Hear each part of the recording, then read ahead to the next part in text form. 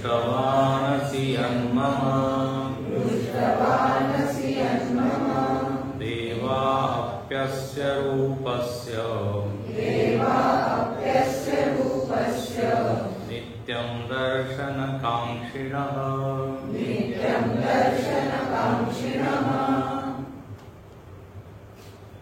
अर्जुनाने जेव्हा विनंती केली की देवा तुम्ही सौम्य रूप परत घ्या, कारण तुझं घोर रूप पाहून मला भीती वाटत आहे. तेव्हा भगवंतानी आश्वासन दिलं, घाबरू नको, प्रीती म्हणा, प्रसन्न हो, रिलॅक्स हो. तुझी जी इच्छा आहे ती इच्छा मी पूर्ण करतो. चतुर्भुज रूप मी तुला दाखवतो. भगवंतानी ते रूप जेव्हा घेतलं आहे, अर्जुन म्हणतो आता माझं चित्त परत शांत झालं आहे, मन प्रसन्न झालं आहे. सचेता प्रकृतीं गतः, मी माझ्या प्रकृतीमध्ये परत आले. एकदम मी जसं काही मला काय काल सांगितलं, मी गोंधळून गेलो होतो, कन्फ्यूज झालो होतो, बरं वाटत नव्हतं, सुचत नव्हतं, जणू काही मी माझ्यापासूनच लांब गेलो होतो. जसं आपण कुठे फिरत राहतो, जोपर्यंत घरी जात नाही तोपर्यंत निश्चिंतता, निर्भयता, निश्चिंतता. घरी आल्यावर जसं आपल्याला छान वाटतं, तशीच फिलिंग, तशीच भावना इथे अर्जुनाने व्यक्त केली आहे. आता भगवंत अर्जुनाला म्हणतात की जे रूप तू पाहिलं, इदं रूपम दृष्टवान असि यन् मम रूपम दृष्टवान असि, असा अन्वय. अन्वय म्हणजे काय, असं वाक्य बनवणं पूर्ण. संस्कृतमध्ये काय, मागे पुढे शब्द होऊ शकतात.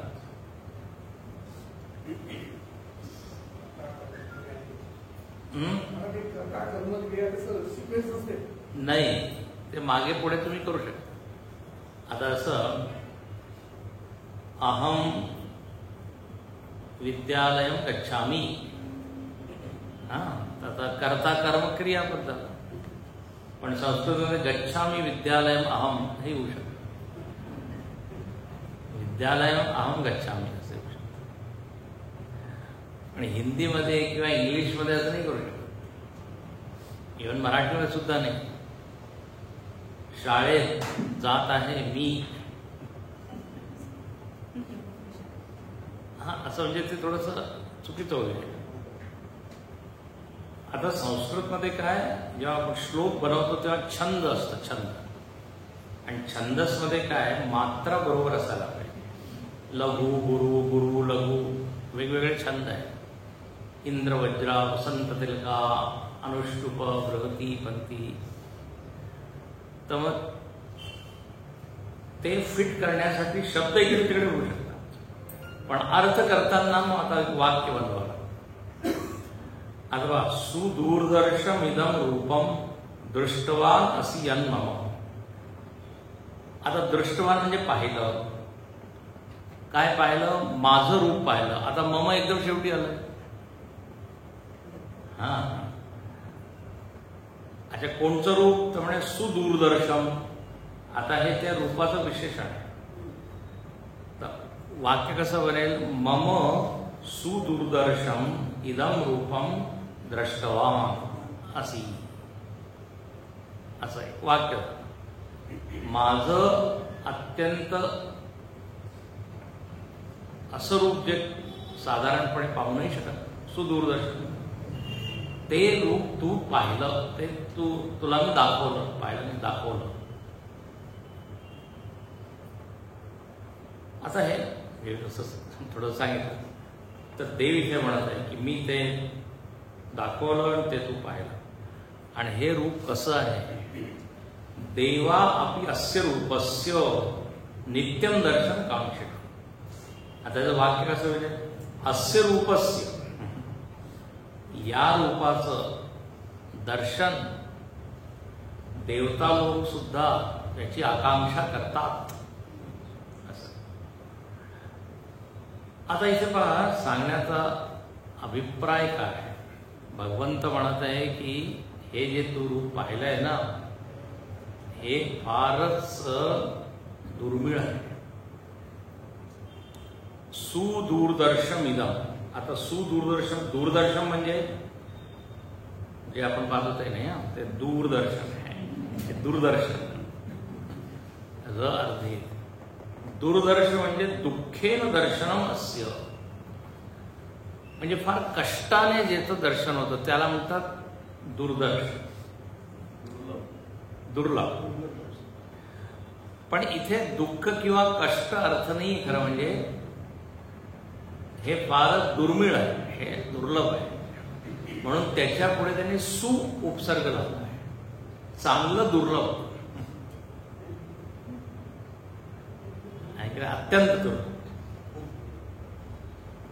म्हणजे दुर्लभ, वाईट गोष्टी सुद्धा दुर्लभ आहे, पण त्या सु आहे का? सु नाही. हे रेअर आहे. क्वचितच असं कोणी पाहिलं असेल तर म्हणे हे तू रूप पाहिलं. आणखीन हे किती कठीण आहे किंवा दुर्लभ आहे त्याचा एक अंदाज येईल म्हणून भगवंत म्हणतात की मोठी मोठी देवता सुद्धा हे रूप बघण्याची आकांक्षा करतात.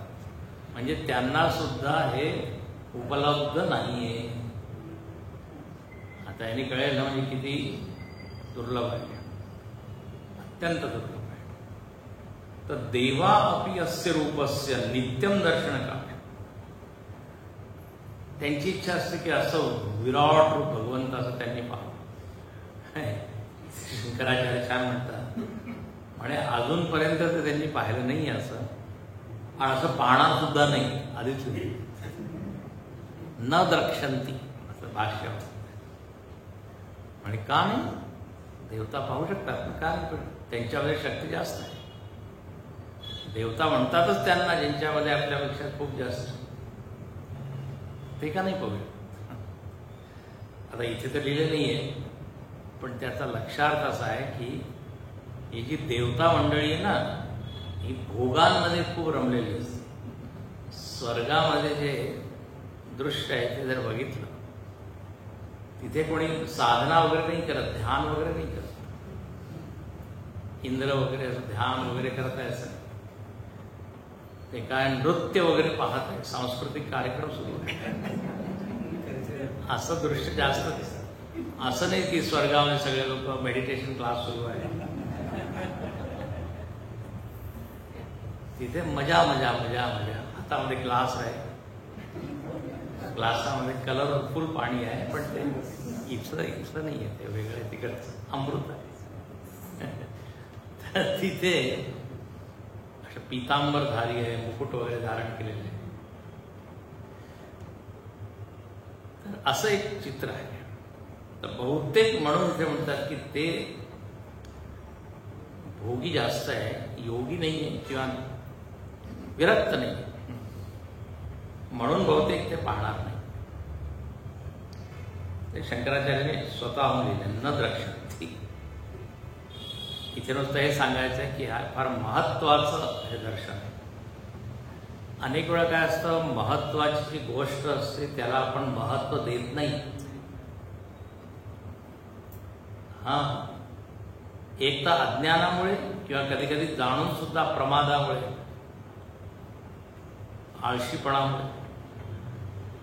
आता शेवटची तारीख आली आहे, बिल भरायचं आहे, महत्वाचं आहे, तरी पण टाळत राहतो की नाही. मग परत परत आठवण करून द्यावी लागते.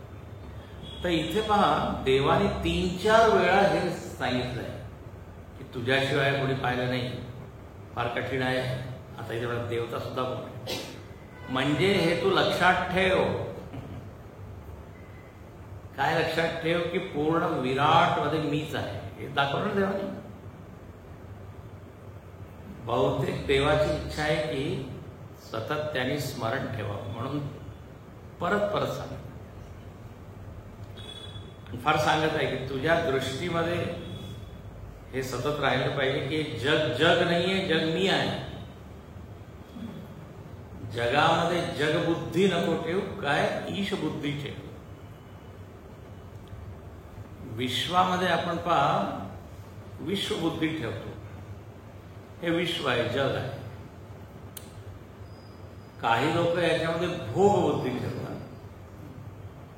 भोग्य स्थान आहे हे काही ते जेवढा आपण आनंद घेऊ शकतो घेतला पाहिजे. जग कशासाठी आहे? भोगण्यासाठी. भोगी लोक भोगदृष्टीने पाहतात. हे भोग्य आहे, हे भोग्य योग्य नाही. बस दोन कॅटेगरी. तिसरे लोक कसे आहे तर म्हणे भोगी नाही उपयोगी. जगाला कोणत्या दृष्टीने बघतात? उपयोग. हे उपयोगी आहे. जे उपयोगी नाही आहे त्याकडे बघतच नाही. आता ती व्यक्ती असो, नातेवाईक असो, जरा जर स्वार्थ पूर्ण होतं. आजकाल तर असं फारच झालं सगळं तुटक तुटक. पण तीच व्यक्ती किंवा तो जो नातेवाईक आहे त्याच्याकडून ते मिळत असेल तर पहा.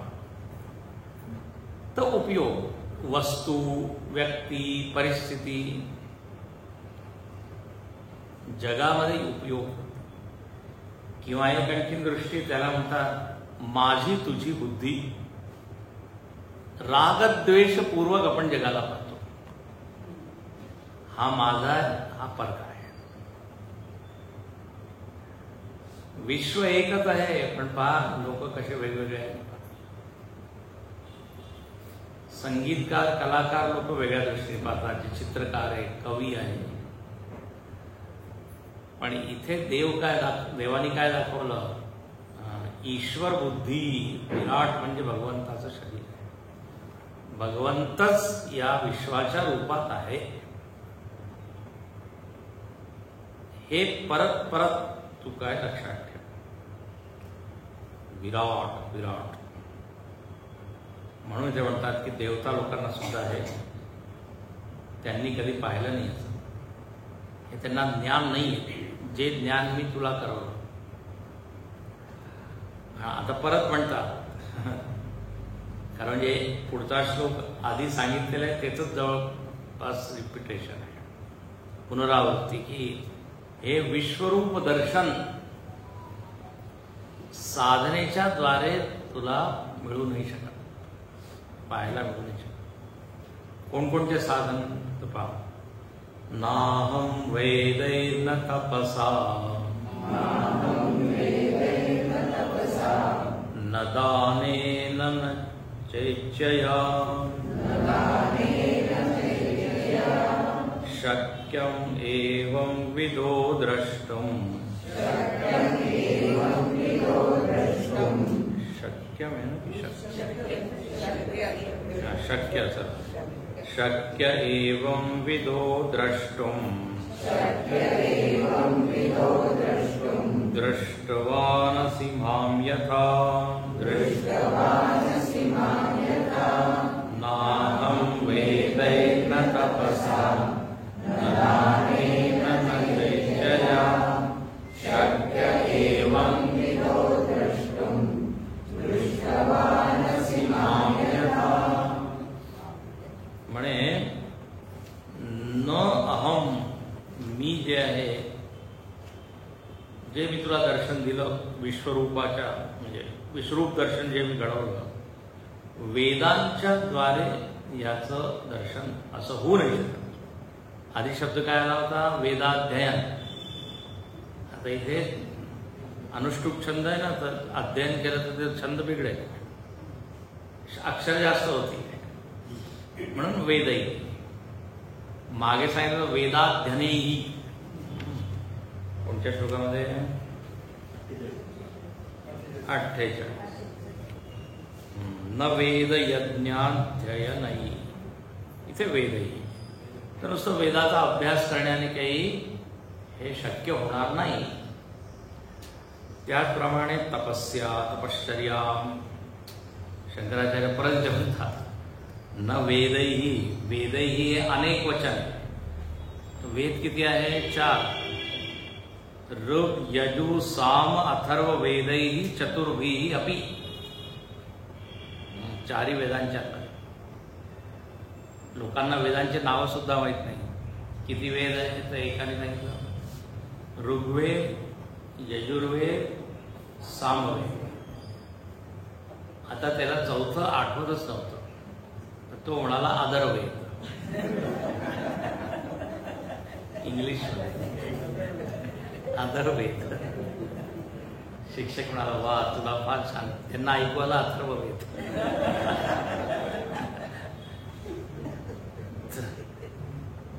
चतुर्वेद.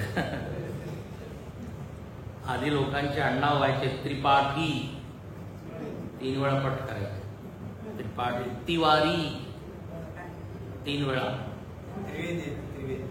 त्रिवेदी म्हणत. चतुर्वेदी म्हणत होतो सांगत. आता नाव राहिले, अपाठी झाले, त्रिपाठी, अवेदी. तर वेद पठण ही सुद्धा एक साधना आहे. असं म्हणतात तुम्हाला काही लाभ जरी नाही झाला तरी म्हणतात मुखाचा व्यायाम होतो. संस्कृत बोलण्याने आपले मुखामध्ये जेवढे अवयव आहेत त्याचा व्यायाम होतो आणि सगळ्या अंगांचा उपयोग होतो. अनुकूल प्रभाव पडतो आपल्या शरीरावर, तंतूंवर. म्हणून नुसतं संस्कृत बोललं तरी पुष्कळ आहे, म्हणजे त्याचा लाभ आहे. तर वेद मंत्र जर बोलले तर मग काय, तर वेद मंत्राने लाभ जरूर होईल, पण विश्वरूप दर्शन नाही होणार. मग म्हणतात तपश्चर्या केली. परत तिथे म्हणतात उग्रेण चांद्रायणादी. शंकराचार्य काल जे मी तुम्हाला सांगितलं तो उग्र तप, कठीण तप त्याच्याद्वारे नाही होणार.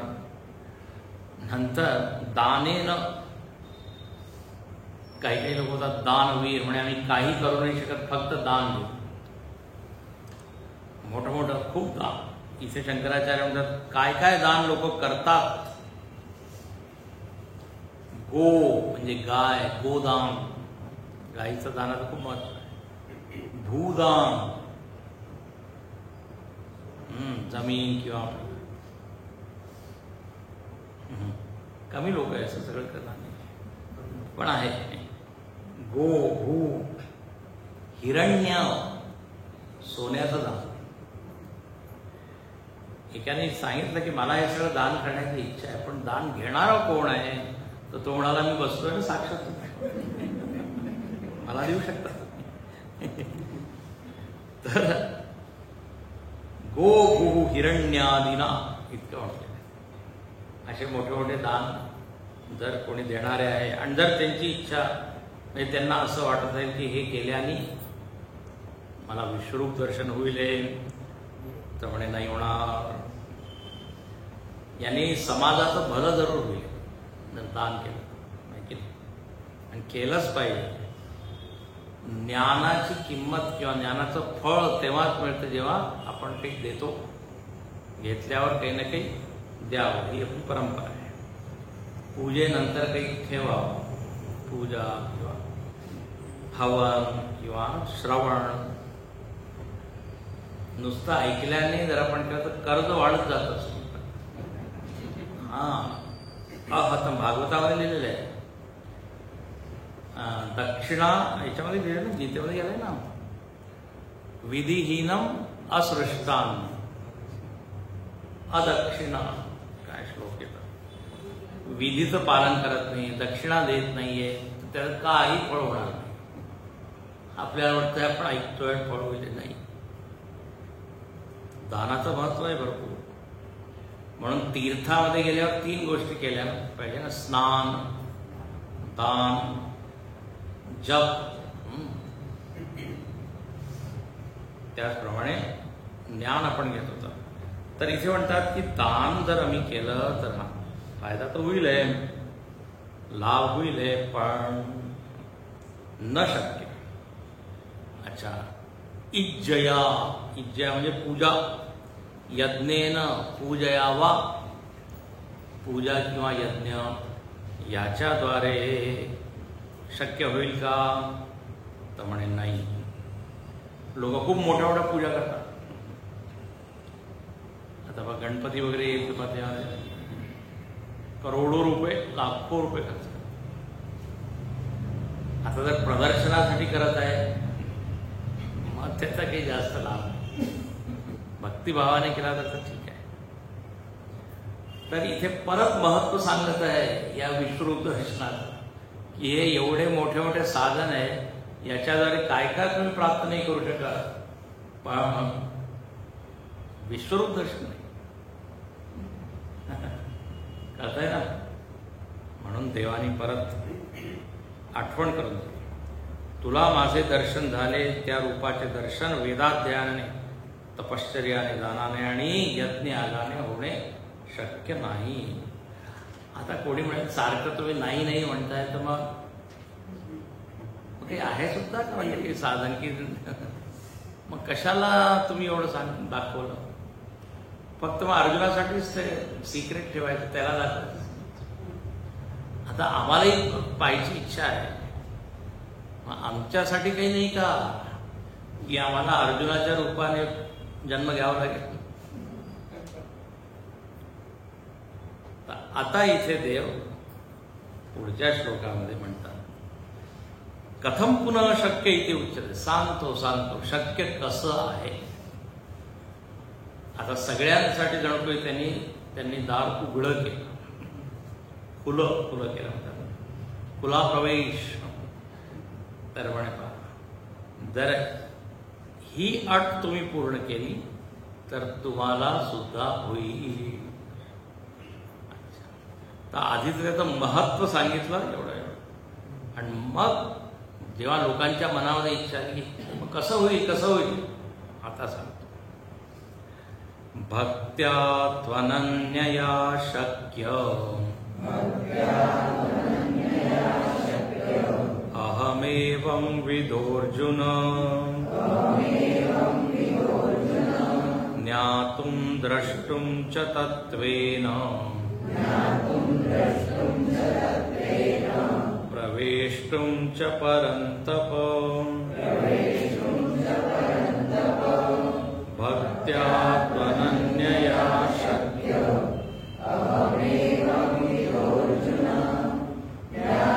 द्रष्टुं च तत्त्वेन प्रवेष्टुं च परन्तप. दोन संबोधन दिले, हे अर्जुन, हे परंतप. शक्य, जो मराठीचा शब्द आहे तो संस्कृतचा शब्द आहे, शक्य आहे. काय शक्य आहे? तर म्हणे तू माझं विश्वरूप दर्शन, तू म्हणजे कोणी सुद्धा करू शकतो, पाहू शकतो. ज्ञातुम, इथे बघ 3 शब्द दिलेले आहे, ज्ञातुम, द्रष्टुम, प्रवेशुम. माझं हे रूप जाणू शकतो, ज्ञातुम, द्रष्टुम, पाहू शकतो, आणि प्रवेशुम, माझ्यामध्ये तू प्रवेश करू शकतो.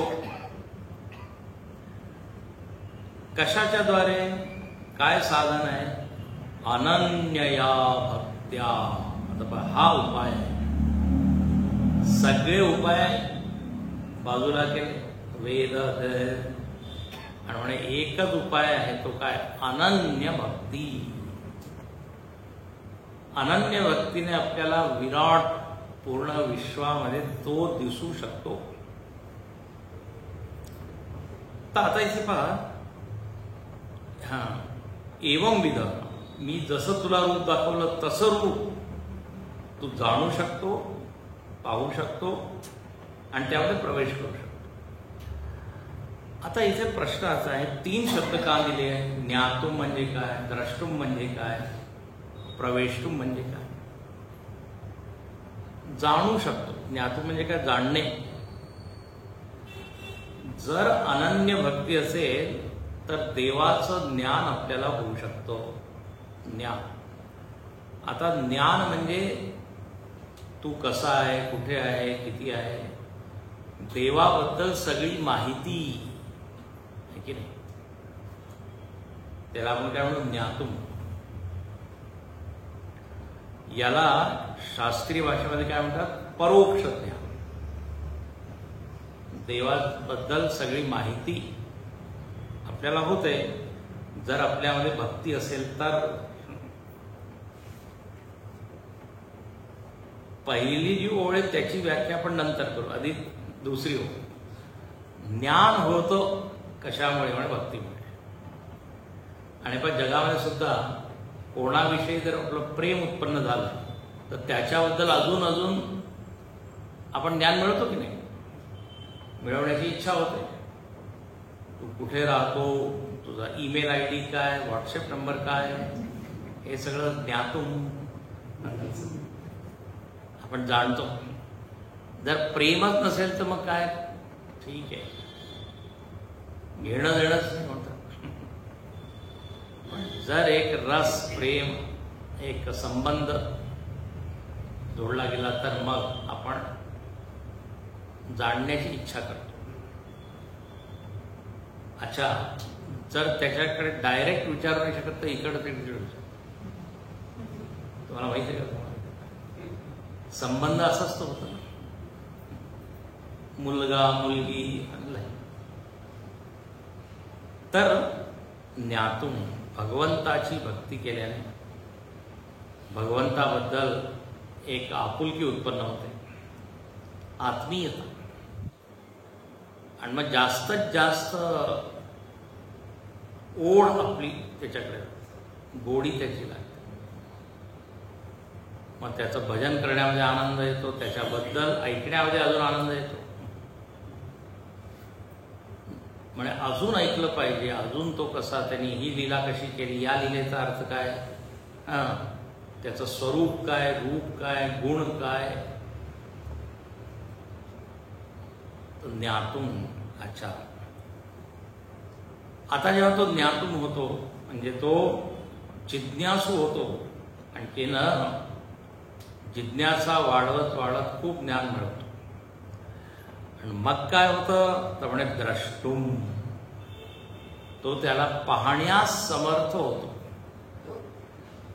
आता द्रष्टुम म्हणजे त्याला म्हणतात अपरोक्ष ज्ञान. अपरोक्ष. तेव्हा 3 प्रकारचे ज्ञान आहे, प्रत्यक्ष, परोक्ष आणि अपरोक्ष. परोक्ष म्हणजे काय, परैही अक्षम. मी माझ्या डोळ्याने तर नाही पाहिलं, माझ्या इंद्रियाने तर नाही पाहिलं, दुसऱ्यांनी पाहिलेलं आहे, त्याला काय म्हणू आपण, परोक्ष. संस्कृतचा शब्द बरं का, मराठीचा नाही. मराठीमध्ये वेगळेच अर्थ असतात, उलटा अर्थ होऊन जातो. इथे परोक्ष म्हणजे लांब, दूर.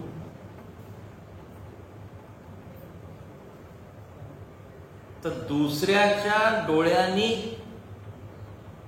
पाहिलेलं आहे, दुसऱ्याच्या डोळ्यात परोक्ष. स्वर्ग वगैरे आहे, आता मी तर पाहिलं नाही आहे, पण वैदिक ऋषी मुनींनी पाहिलं, तर त्याला काय म्हणून परोक्ष. प्रत्यक्ष म्हणजे काय तर म्हणे अक्षम अक्षम प्रती, एतत् काल एतत् देश.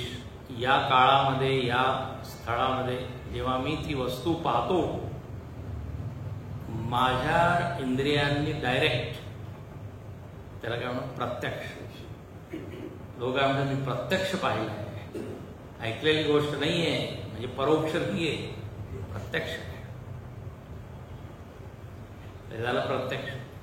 आता प्रत्यक्षामध्ये सुद्धा थोडं काय लांबी आहे, म्हणजे दुरी आहे, त्याला काय म्हणू, अंतर आहे. आता परोक्षानंतर होतं अपरोक्ष. अपरोक्ष म्हणजे अगदी माझ्यामध्ये, आतमध्ये, अंतर नाही. आता अपरोक्ष सुद्धा 2 प्रकारचे. एक आहे इदम रूपाने अपरोक्ष आणि एक आहे अहम रूपाने अपरोक्ष. इदम म्हणजे काय? हे. आता उदाहरण दिलं कळेल. आपल्या मनामध्ये ज्या भावना येत आहेत, मला सुख होत आहे, दुःख होत आहे, प्रेम, श्रद्धा, प्रत्यक्ष म्हणू शकाल काय? डोळ्याने पाहता का तुम्ही? प्रत्यक्ष म्हणजे काय? जे इंद्रियांच्या समोर आहे, इंद्रियांच्या ज्या सम्मुख ज्या वस्तू आहे त्याला काय म्हणू? जोराने म्हणायचं प्रत्यक्ष. मला ऐकायला आलं पाहिजे, मला प्रत्यक्ष ज्ञान झालं पाहिजे. तुम्ही काय बोलता? प्रत्यक्ष विषयाचं जे ज्ञान होतं त्याला काय म्हणू? प्रत्यक्ष ज्ञान. आणि जो विषय आहे त्याला म्हणून प्रत्यक्ष विषय. आता हे शब्द तुमच्यासाठी काय? प्रत्यक्ष विषय आहे. आणि तुम्हाला त्याचं जे ज्ञान होत आहे, जर तुमचे कान उघडे असतील तर मग त्याला काय? प्रत्यक्ष ज्ञान झालं आम्हाला शब्दाचं. अच्छा, आता अपरोक्ष म्हणजे काय? जे प्रत्यक्ष नाही, आतमध्ये जे आहे. आता जसं मी सांगितलं, मला आनंद होत आहे. आता डोळ्यांचं कोणी नाही दिसत, इंद्रियांच्या द्वारे नाही. तर आनंदाला आपण काय म्हणू? इदम रूपाने अपरोक्ष होत आहे. इदम म्हणजे हे जे सुखाची जी वृत्ती आहे, दुःखाची जी वृत्ती आहे, ही वृत्ती मलाच माहीत आहे, दुसऱ्याला कोणाला माहीत नाही, म्हणून ही अपरोक्ष आहे. याला एक दुसरा शब्द सुद्धा देतात, त्याला म्हणतात अंतःप्रत्यक्ष. हा जरा सोपा शब्द आहे, अंतःप्रत्यक्ष. हे पुस्तक वगैरे काय? बहिर्प्रत्यक्ष. सुख, दुःख, श्रद्धा, प्रेम, करुणा हे काय?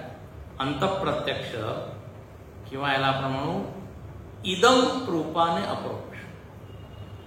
इदम का म्हणत आहे तुम्ही? इदम म्हणजे हे. इदम शब्दाचा अर्थ आहे मी नाही आहे. सुखाची वृत्ती मी आहे का?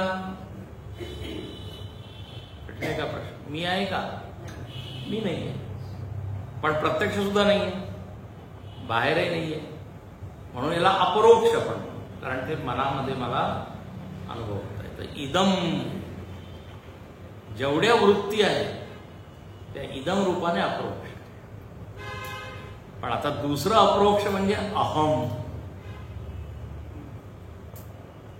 अहम म्हणजे काय? मीच आहे ते. आता पहा, देवाला जाणण्याचे टप्पे आहे. आधी परोक्ष. देव नावाची एक वस्तू आहे. देवानी गीतेमध्ये सांगितलंय की संपूर्ण विश्वच मी आहे. आता हे काय झालं? ऐकू नाही झालं, ज्ञातून म्हणजे परोक्ष झालं. मग त्यानंतर द्रष्टुम. द्रष्टुम म्हणजे अपरोक्ष. अपरोक्ष म्हणजे आता तो अंतःकरणामध्ये ती वृत्ती त्याला दिसत आहे की संपूर्ण विश्वच काय आहे? परमात्मा आहे. आणि पुढे जो शब्द दिलेला आहे प्रवेष्टुम. प्रवेष्टुम म्हणजे अहम रूपाने भगवंताला जाणणं, की तू आणखी मी त्यामध्ये काय भेद नाही. त्याला म्हणतात अहम रूपाने अपरोक्ष.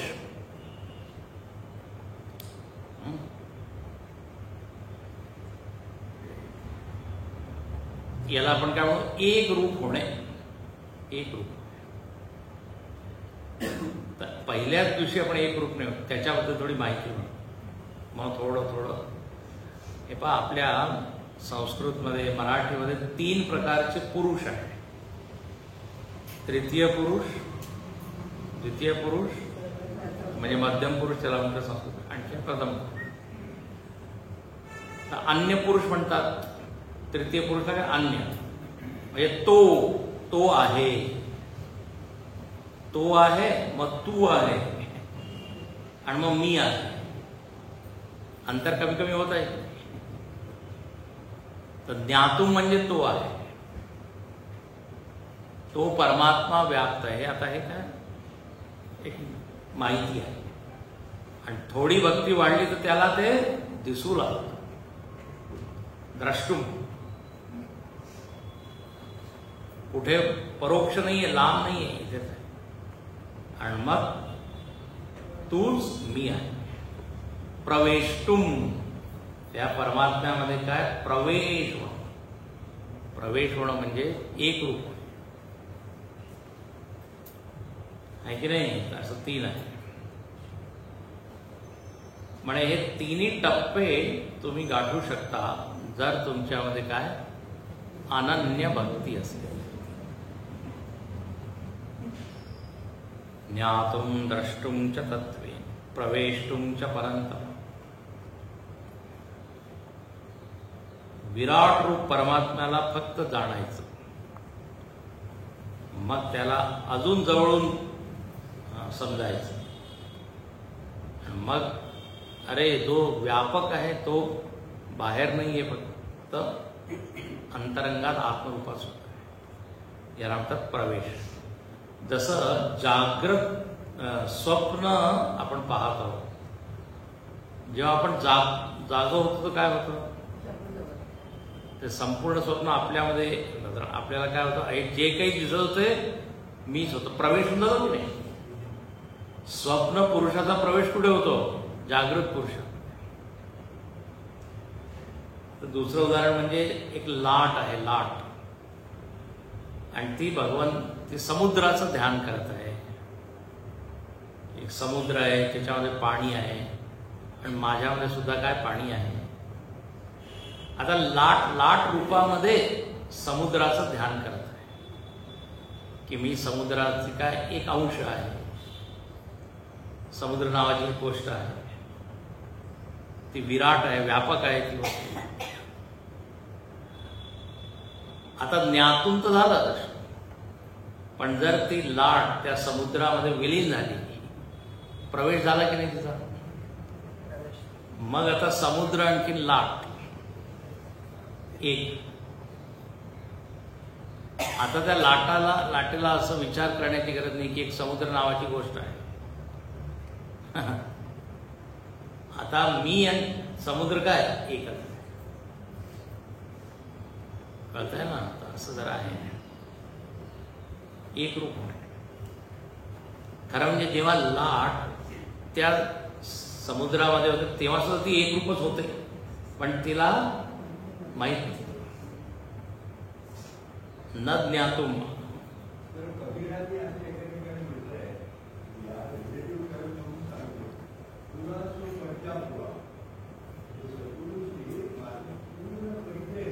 हाँ,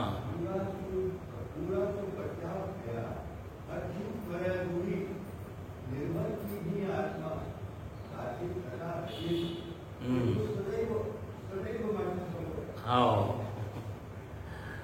ते असं आहे ना, लहरी ढूंढे लहर ढूंढे लहरी को,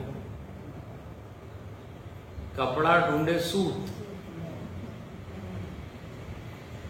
आणि आणखीन आहे तीनो ऊत के ऊत, असं 3 आहे.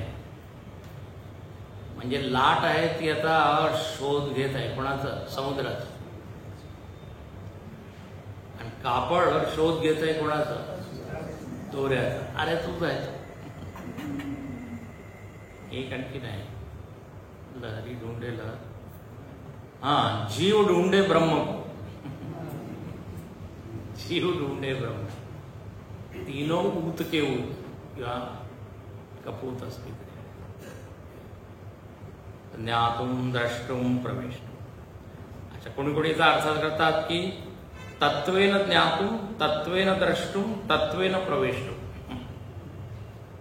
म्हणजे तात्विक रूपाने तो जाणतो, म्हणजे खरोखर जाणतो, खरोखर पाहतो. जसं पाहायचं, जसं जाणायचं. तत्वेनचा अर्थ आहे जसं जाणलं पाहिजे. असं मनाने काही जाणतो असं नाही.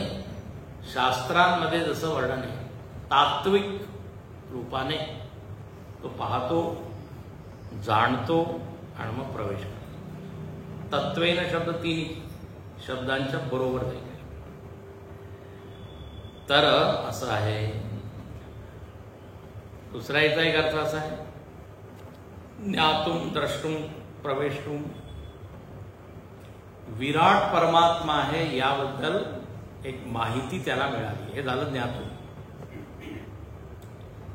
की हे विश्व विश्व नाहीये, जग जग नाहीये, देव आहे. हे झालं ज्ञातुम. आता त्यांनी काय केले, आता हे थोडं कठीण आहे, उपासना केली. याला म्हणतात विराट परमात्म्याची उपासना, विराटोपासना. विराटोपासना म्हणजे भावना तो करत आहे की संपूर्ण विश्व हे भगवंत आहे. भावना करत आहे, लक्षात घ्या. उपासनेमध्ये काय असतं, भावना. त्याला म्हणतात विराट आत्मभाव. विराट आत्म. आपण असं म्हणतो नुसती भावना करा, भावना करा मी तिथे पोहोचलोय, भावना करा. खरोखर पोहोचले नसतं. कधी कधी जे ध्यान करणारे जे लोक असतात ना, ते करा, असं करा, भावना करा की देव तुमच्या समोर आहे, देव तुमच्या हृदयात आहे. तर एक उपासना आहे, त्याला म्हणतात विराट उपासना. तो उपासना करतो आणि या विराट उपासनेचं खूप मोठं फळ आहे. पुढच्या जन्मी तो हिरण्यगर्भ रूपात जन्मास येतो. हिरण्यगर्भ रूप म्हणजे ब्रह्मदेव. ब्रह्मदेव आता जास्त कठीण करत नाही, पण इथे नुसतं एवढं सांगतो की तो आता हे पाहतो. जशी की आता मी उदाहरण दिलं, लाट जी आहे समुद्राची उपासना करते, भावना करत आहे की समुद्र नावाची एक वस्तू आहे, मी त्याचा अंश आहे. आता जर ही भावना दृढ होत गेली, सखोल होत गेली, तर मग आता ती फक्त भावना राहणार नाही, ते ज्ञानामध्ये रूपांतरित होईल. आहे की नाही? ते मग त्याला पूर्णपणे पचेल. म्हणजे आता त्याला परत असं आठवण करावी नाही लागली. आता काय तो एकरूप झाला. जसं साधक जो असतो त्याला गुरु परत परत आठवण करून देतात, तू साधक आहे, तू साधक आहे. हा, मग त्याला भावना करावी लागते, अच्छा मी साधक आहे. पण काही दिवस झाले की मग तो पूर्णपणे एकरूप होऊन जातो त्या साधक वृत्तीशी. मग त्याला काय म्हणून प्रवेष्टुम. आता जेव्हा आम्ही लोक वेदांत कोर्स करतो ना, वेदांत कोर्स, ब्रह्मचारी लोक येतात, पांढऱ्या ह्याच्यामध्ये असतात जेव्हा शिकतात, मग 2 वर्ष झाले की त्यांना नवीन नाव दिलं जातं, ब्रह्मचारी अमुक अमुक चैतन्य, काहीतरी नाव दिलं जातं. आता त्याला एकदम तर आठवत नाही की हे माझं नाव आहे. पहिले अरे ब्रह्मचारी चैतन्य इकडे, त्याला कोणा बोलत आहे. अजून पूर्णपणे ज्ञातुम नाही झालंय, पण परत परत परत ते ऐकतो. मग ती भावना एकरूप होऊन जातो मग आपल्या त्या नावाशी. त्याला आधी 2-3 दिवस फक्त आठवण करावं लागतं. अरे जर कोणी मला असा आवाज दिला तर माझंच हे नाव आहे. आणि मग एकदा झालं किंवा प्रवेश आहे ना. त्याचप्रमाणे इथे आहे विश्वरूप परमात्म्याशी तो एक रूप होतो. प्रवेष्टुम, तर भावना आधी करायची, मग हे विराट उपासना. याला आपण म्हणू द्रष्टुम. आणि मग जेव्हा तो एक प्रमा उत्पन्न होते, त्याला काय शब्द आहे, प्रमा, ज्ञान उत्पन्न होतं. भावना शुड बी ट्रान्सफर टू ज्ञान. भावना आणि ज्ञान याच्यात फरक आहे बरं का, हे नेहमी लक्षात ठेवा. लोकांना तेवढं बारीकीने लोक समजत नाही किंवा करत. जसं सूर्य किंवा अग्नी देव आहे, ही काय भावना झाली. अग्नी देव आहे तर उपासना करतो. पण अग्नी उष्ण आहे, हे काय, हे ज्ञान आहे. अग्नी उष्ण ही भावना नाही आहे. भावनेमध्ये तर काय सगळेजण वेगवेगळी भावना करून ठेवू शकतात, पण ज्ञानामध्ये एकच. भावनेला म्हणतात पुरुषतंत्र. पुरुषाच्या अधीन आहे, व्यक्तीच्या अधीने कोणची भावना ठेवायची. पुरुषतंत्र. तंत्र म्हणजे अधीन. अग्नी जळत आहे, आता मी कोणची भावना ठेवणे माझ्या अधीन आहे. पण ज्ञान माझ्या अधीन नाहीये, ज्ञान वस्तुतंत्र आहे, वस्तूच्या अधीन आहे. कळतंय का? सगळेजण इथे आहे का?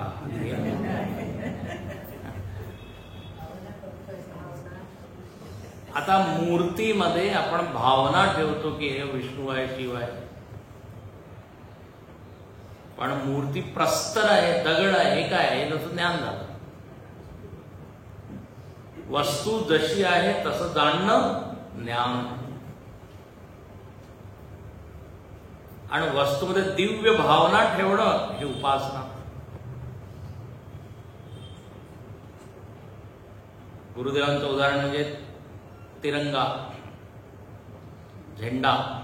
कापड आहे फक्त, पण भारत आहे. आता ही काय झाली? उपासना. तर इथे आधी म्हणतात की विराटाची उपासना करा, भावना करा. दिसत आहे मला सूर्य, चंद्र, डोंगर आणि वृक्ष आणि, पण भावना मी काय केली नाही. देव आहे. आणि मग हीच भावना तुम्हाला ज्ञानामध्ये घेऊन जाईल की खरोखर तो देव आहे. मांडण्याची गरज नाही आहे, खरोखर तो देव आहे.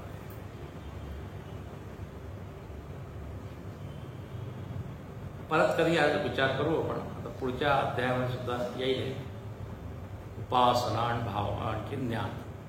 उपासना करता करता आपल्याला ज्ञान होतं. म्हणून तेच म्हणलंय, ज्ञातुम द्रष्टुम मग प्रवेश.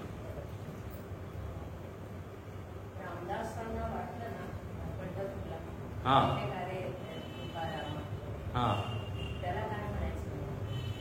ती उपासना आहे. हा, कारण त्यांची त्या मूर्तीमध्ये काय रामाची दृष्टी, म्हणजे राम भक्त होते ना, तर त्यांनी ती भावना त्यांना करायची होती. कोणाची? रामाची. आणि रामाच्या हातात धनुष्यबाण आहे, तो तिथे दिसत नाही. त्यांना हे माहित आहे की जो पांडुरंग आहे तोच राम आहे, हे ज्ञान त्यांना आहे. पण एक विशिष्ट आकारामध्ये त्यांना रामाचं दर्शन करायचं, ही भावना आहे. तर उच्च भावना जी आहे ना, त्याला म्हणतात उपासना. आणि त्याचा खूप उपयोग आहे. मूर्ती पूजा, पूर्ण जे भक्तिशास्त्र आहे त्याच्यामध्ये भावनेचाच पूर्ण काय आहे, म्हणजे महत्व आहे भावनेचं. अक्षर आहे फक्त ओम नमः शिवाय, पण हे मंत्र आहे. अक्षरामध्ये मंत्रबुद्धी. असं म्हणतात ना, 4-5 जे आहे लोक ते तशी गाय प्राणी नाहीये. गाय काय? माता आहे. गंगा माता आहे. गुरु मनुष्य नाहीये, देव आहे. भावना आहे. तर इथे म्हणतात की अनन्य भक्ती. आता मुख्य प्रश्न आहे, अनन्य भक्ती म्हणजे काय? ठीक आहे, अनन्य भक्तीने हे आम्हाला मिळेल. परोक्ष ज्ञान होईल, अपरोक्ष ज्ञान होईल, एक रूपता होईल, हे झालं. हे झालं लक्ष, ध्येय. साधन काय? अनन्य भक्ती. आता अनन्य भक्ती काय आहे त्याचे 2 अर्थ केलेले शंकराचार्यांनी. अपृथक भूतया भगवतः अन्यत्र पृथक न कदाचितपि भवती सा तु अनन्य भक्ती. खूपच छान. अनन्य भक्ती म्हणजे अन्य भगवंताशिवाय अन्य कोणाला न पाहणे, न स्वीकार करणे. पृथक न कदाचितपि. देवच माझ्या जीवनाचं ध्येय आहे. ज्या काही घटना घडत आहेत त्याच्यामुळेच घडत आहे. संयोग वियोग,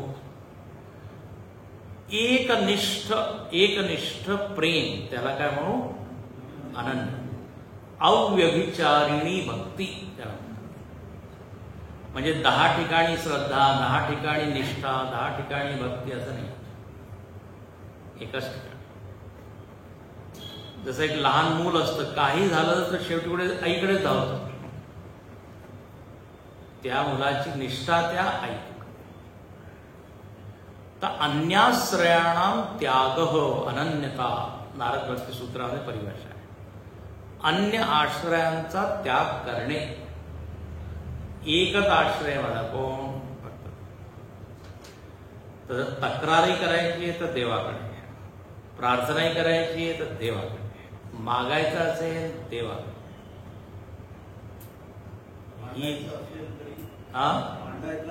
ते सांगितलं ना, तक्रार भांडण. तुकाराम महाराज भांडायचं. तुझी गोंगडी चांगली आमासी का दिली वांगी. तर असे असे अभंग आहे. म्हणजे याला म्हणतात एकनिष्ठा. जेव्हा आपली ही प्रेमाची वृत्ती काय म्हणतात ती अव्यभिचारिणी पतिव्रता होती. ही भक्तिवृत्ती म्हणजे पतिव्रता आहे. पतिव्रता स्त्री जसं एकाच त्या पतीशी संबंध असतात, त्याचप्रमाणे प्रेमाची ही वृत्ती फक्त देवाशी सती झाली. ती वृत्ती इकडे तिकडे विखुरलेली नाहीये. याचाही आधार, त्याचाही आधार, याच्यामध्ये निष्ठा. रती, मती, गती, प्रीती सगळं काही देवामध्ये. याला म्हणतात अनन्य. आणि जर मला दुःख मिळत आहे तर देणारा तूच आहे, सुख मिळत आहे देणारा तूच आहे. सोपं नाही आहे. मदत पाहिजे असेल तर तो देवाकडे धावा. आणि माझा दुसरा कोणी आधारच नाही. गुरुविण नाही तुझा आधार, असं गुरुभक्त. कानोपात्राचं येणं भगवंताकडेच तिला. किती अंत पाहसी. तर अपृथकभूता. श्रद्धेचं स्थान एक, प्रेमाचं स्थान एक. याला म्हणतात अनन्य भक्ती. अनन्य भक्तीचा दुसरा टप्पा काय? असं जेव्हा तो करतो, इतकं प्रेम, तर म्हणे मग सर्वैः अपि करणैः वासुदेवास अन्यत न उपलब्धते. ही अनन्य भक्तीची पराकाष्ठा. इतकी एकनिष्ठा त्याच्यामध्ये आहे. त्याच्यामुळे काय होतं म्हणे, आता सगळ्या इंद्रियांच्या द्वारे करणैः वासुदेव उपलब्ध होते. त्याला वासुदेव दिसतो. डोळ्यांनी कानाने वासुदेव म्हणजे कृष्ण. म्हणजे आता विश्व जो आहे, विश्व नाही राहिलं, जग नाही राहिलं, कृष्ण रूप झालं. याला काय म्हणू? अनन्य भक्ती. तर या टप्प्यापर्यंत पोहोचण्यासाठी आधी त्यांनी प्रेम केलं, एवढी भक्ती केली. दुसरीकडे जे प्रेम, ममता ना, ही सगळी एकत्र करून देवाच्या चरणी. आणि त्याचं फळ काय झालं? आता त्याला कुठे देवाशिवाय वेगळं काही दिसत असतं. कळतंय का? अनन्यताचे दोन आहे.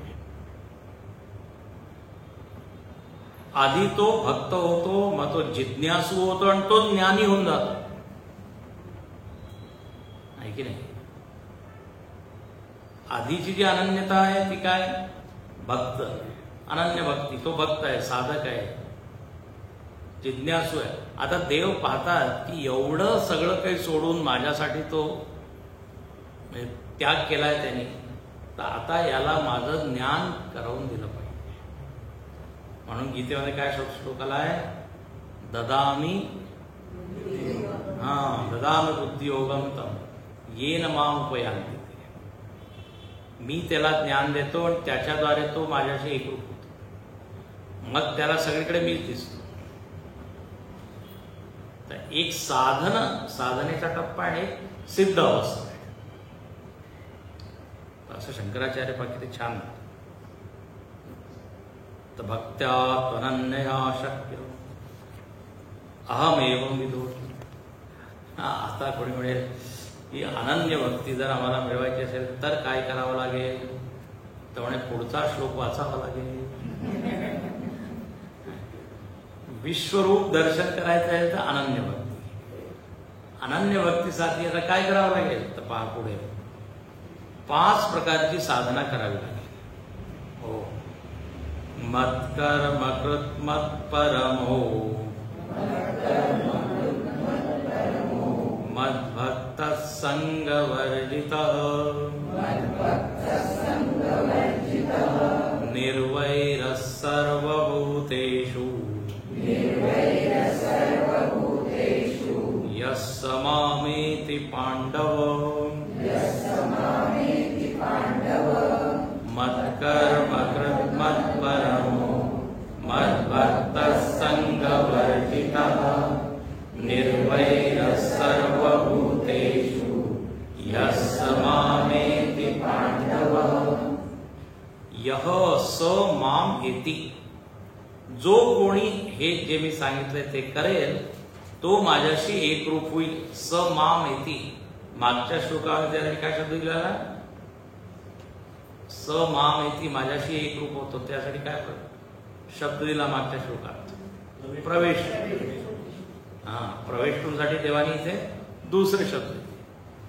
स माम एति म्हणजे कोण? यह. कोण म्हणजे आता कोणी सुद्धा. इथे काही अट नाहीये की त्याचं वय एवढं असायला पाहिजे, त्याची जात अशी असायला पाहिजे, त्याच्याकडे आधार कार्ड असायला पाहिजे, पासपोर्ट असायला पाहिजे, किंवा एवढा शिकलेला असा पाहिजे. हू ever he may be. Gurudev असं म्हणायचं. हू एव्हर ही मे बी. कोणी असो. जरी 5 गोष्टी ज्या आता सांगणार आहे त्या जर त्यांनी पूर्ण केल्या माम येते. आणि अध्यात्मामध्ये सारखं येतं. अध्यात्मामध्ये कोणी विचारत नाही काय. गुरु पाहतात की हे लक्षण आहे का तुमच्यामध्ये.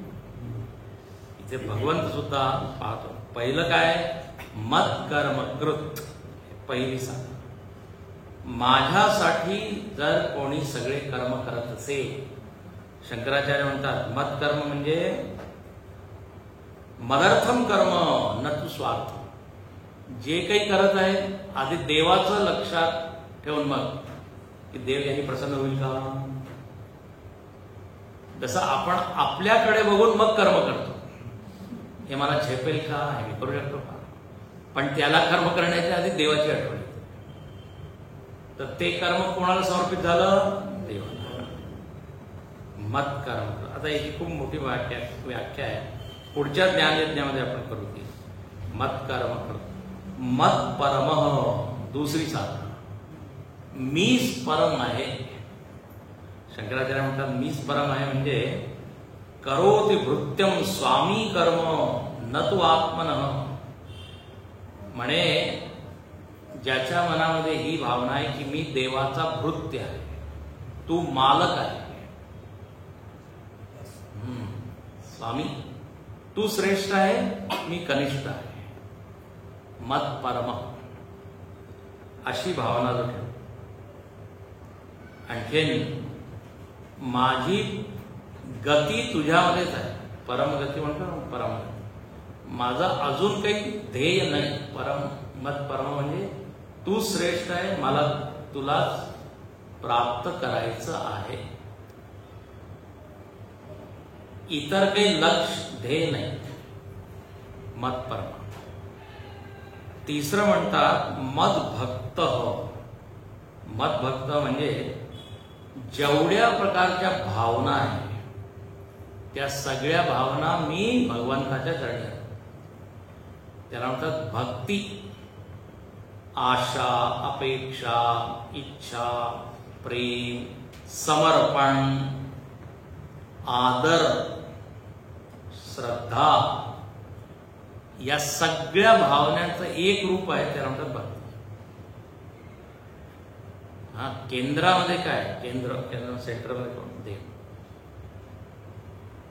सगळ्या भावना मी देवाशी जोडतो.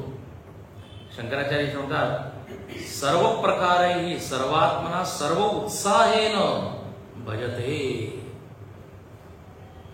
संपूर्ण उत्साहाने तो भगवंताचं भजन,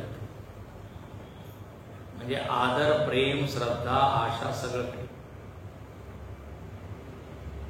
तर तिसरं आहे, तिसरं लक्षण. चौथं काय? संगवर्जित हो. संग, आसक्ती. शंकराचार्य म्हणतात आणि भक्ती करायची असेल तर इतर संघ जरा सोडावे लागतील. धन, पुत्र, मित्र, कलत्र, बंधू वर्गेषु संघवर्जित. संघ, प्रीती, स्नेह तद्वर्जित. आपलं प्रेम या सगळ्या 4-5 गोष्टींमध्ये, धन, पुत्र, मित्र, कलत्र, बंधू, 5. धन म्हणजे पैसा, पुत्र म्हणजे मुलगा, मित्र म्हणजे मित्र, कलत्र म्हणजे बायको, तो बायकोसाठी नवरा, नवऱ्यासाठी बायको, दोन्ही अर्थ घ्यायचे. आणखीन बंधू, नातेवाईक. याच्यामध्ये आपलं प्रेम सगळं विखरलेलं आहे. स्नेह, देवाचा नंबरच येतो.